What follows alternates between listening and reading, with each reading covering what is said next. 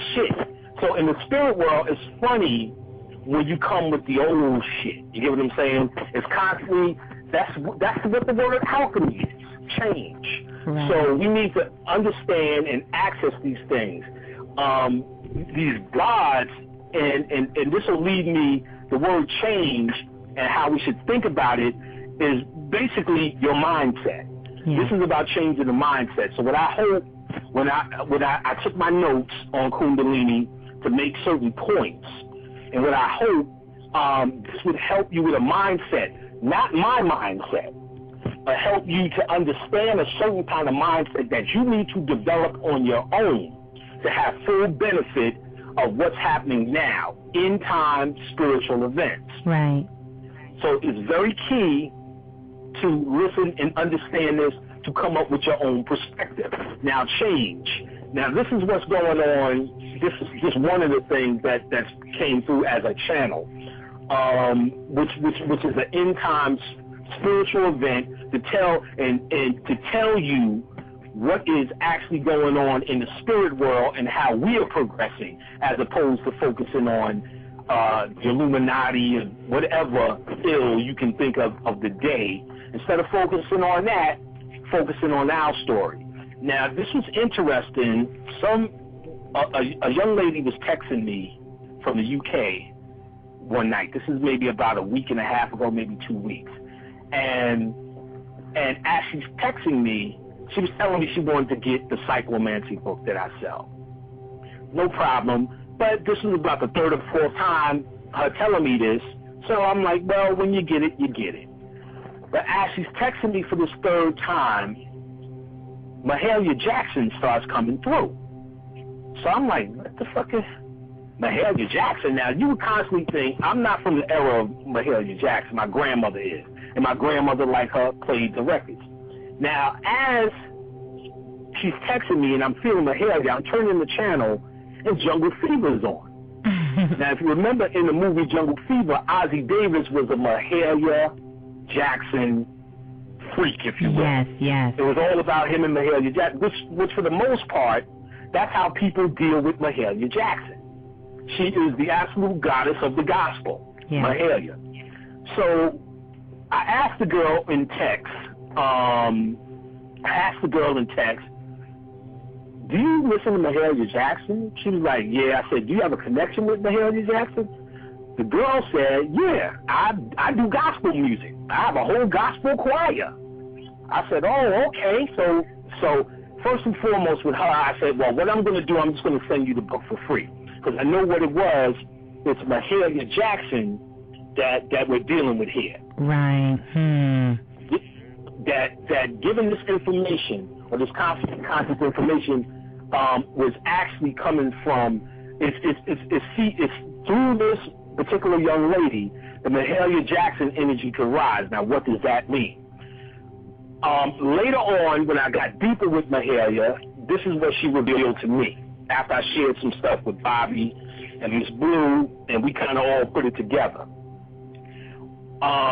What I did notice was, like you'll see on Facebook, that Christians actually now come for this metaphysical understanding.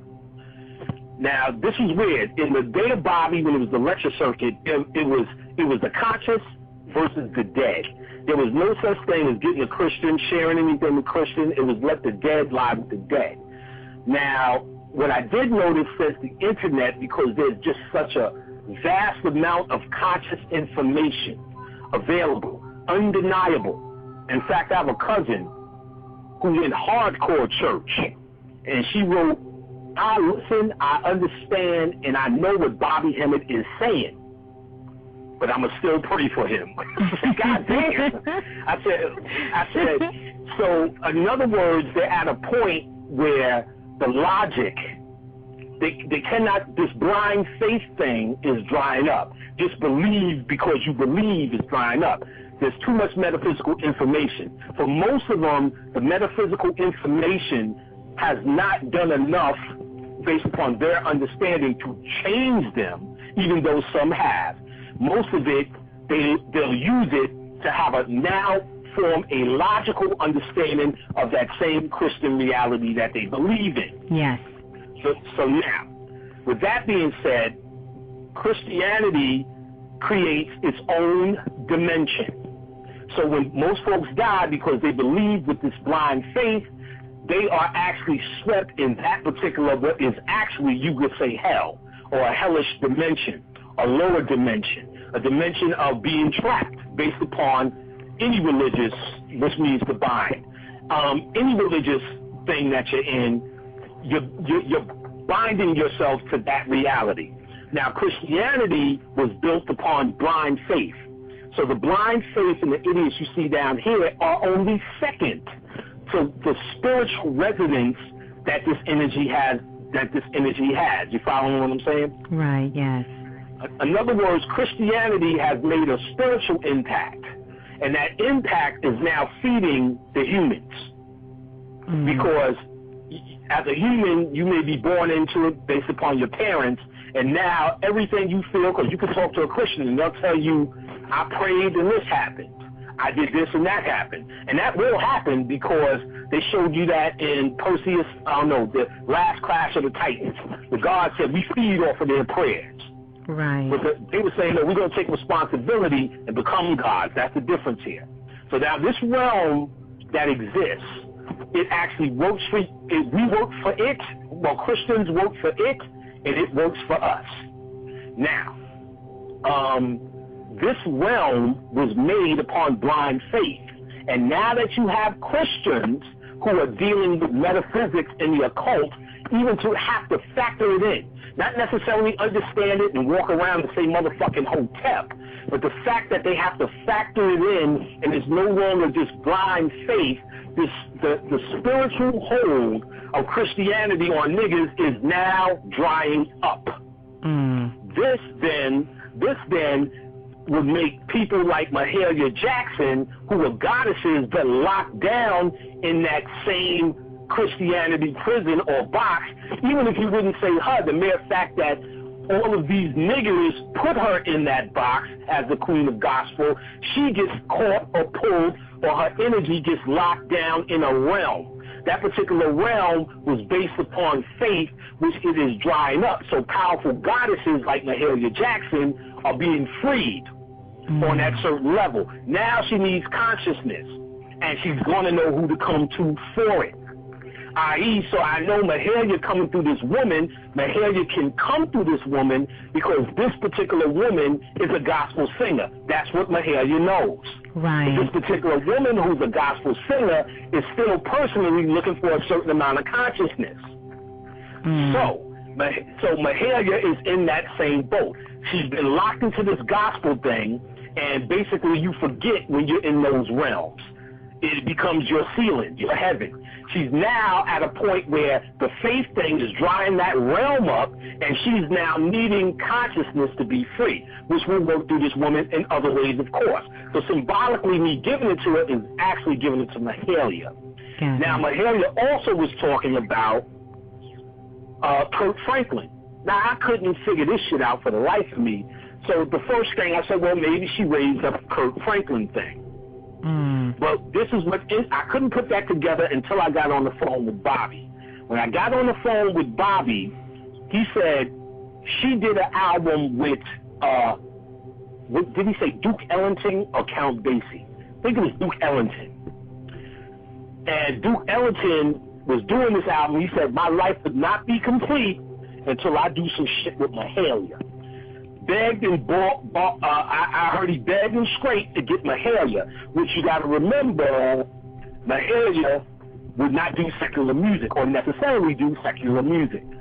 And so he finally got her, and they did an album. Now, she told me to listen to her music. I was clear on the fact that I was supposed to listen to this album. Right. Because it, like Kirk Franklin, which she represented, would take her, this is a thing she did that got her out of her box at that time. Kirk Franklin, as corny as all of that shit is, he still took secular music, mixed it with the gospel, and no matter how you like it or whatever low level it's on, it's a form of alchemy and a form of change.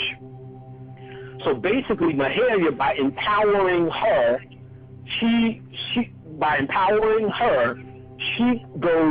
as she goes to the next level, a certain energy that follows her. Now, you got to be clear, too, and this was coming from Bobby. He was like, people put Mahalia in that box, but you can listen to her and forget that this is a gospel singer, her power. But by putting her in that box, it puts her in that area. So all of this to say two things.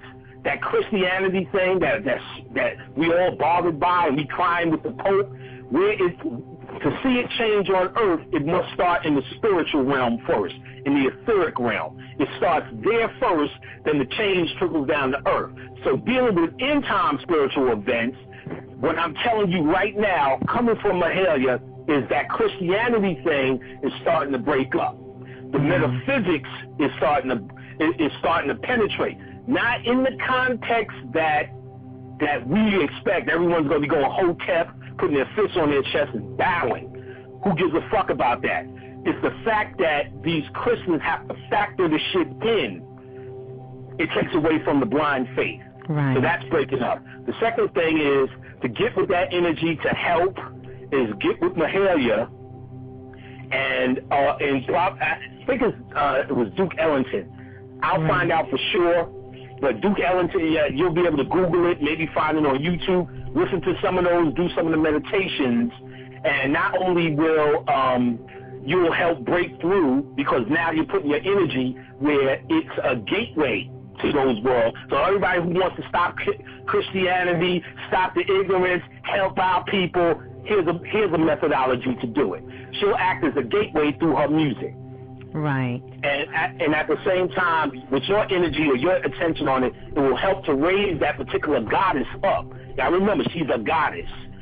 Help her raise her up to do what she needs to do, because once she's in power, a whole heap of bunch of shit will get done. So I hope that was clear. Oh, yeah. Very, very clear. I know there was that album that was done called The Black, the Brown, and the Beige with Duke Ellington, and it was featuring Mahalia Jackson, and that's what you were talking about there.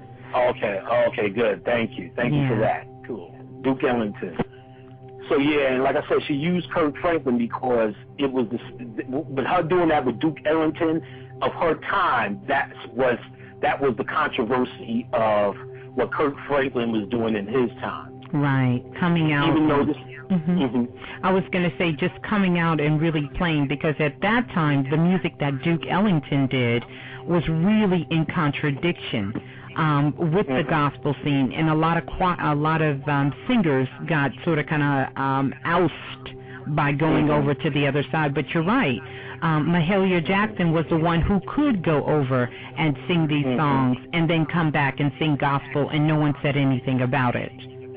And yes, as you said, they got out, because jazz at the time was considered real devil nigger music. You know what I mean? Right. And that's not hard to tell. Everything was. But jazz even got it harder than rap music. Rap music was easy to dismiss because we use no instruments. But you got people who are using instruments, and so they had to take it more seriously as it came out the pack. Not to mention you have the big band set up. You get what I'm saying? Right. So there was a whole thing on Channel 13. I seen this years ago about how they not just ostracized but demonized jazz. Ford would come out, and, Ford, the company came out. We will never play this savage music, this jungle music. And they went campaign 4 throws a day of nothing but wholesome music, and you see all the white people doing the fucking twist and all that shit. And then they show 10 years later Ford driving down a commercial of a Ford car driving down the hillside to the soundtrack of some jazz. So it was all hype, as we all know, right. But at the time, this was a big deal. You know what I'm saying? Yes. This was a big deal. So now we up to the point where they stomping on the devil's head in church. But she was trying to make that connection, and that's basically what she's trying to do. You got to remember, jazz is the music of chaos.